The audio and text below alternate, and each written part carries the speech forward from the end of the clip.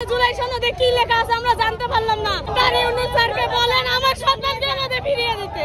আজকে আমরা বৃষ্টিতে ভিজি, আজকে ডক্টর ইউনূস স্যার সহ সবাই কিভাবে এসি রুমের মধ্যে থাকে, কিন্তু এতগুলো বাহিনী মোতায়েন করেছে, শহীদ পরিবারদের নিরাপত্তাটা কেন দিতে পারলো না? তাদেরকে দিয়ে আমাদের কেন পিটানো হলো?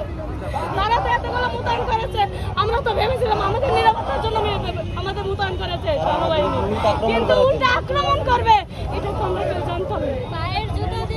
জুতা দিয়ে পিটায়, লাঠি দিয়ে পিটায়, শহীদ পরিবারকে এটাই প্রাপ্য ছিল। আমার সন্তানকে আসলে থানার সামনে পুলিশ সাই করে দিয়েছে। আমি ডক্টর ইউনূস স্যারের কাছে বলি, ভাই মিডিয়া ভাইদের হাতে পায়ে ধরে বলি, ডক্টর ইউনূস স্যারকে বলেন আমার সন্তানকে আমাদের ফিরিয়ে দিতে।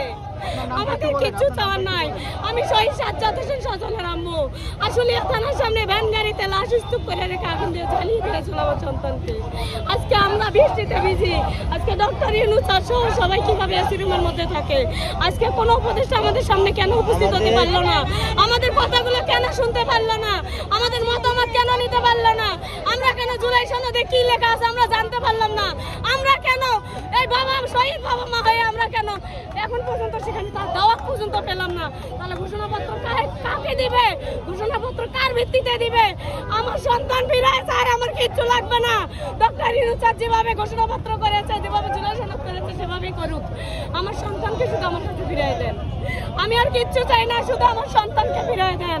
আমার একটা মাত্র ছেলে ছিল, আমার একটা ছেলে আমার বুকে ধারণ করে আমি বাঁচবো, যতদিন বাঁচবো আমার সন্তান আমার বুকে থাকবে।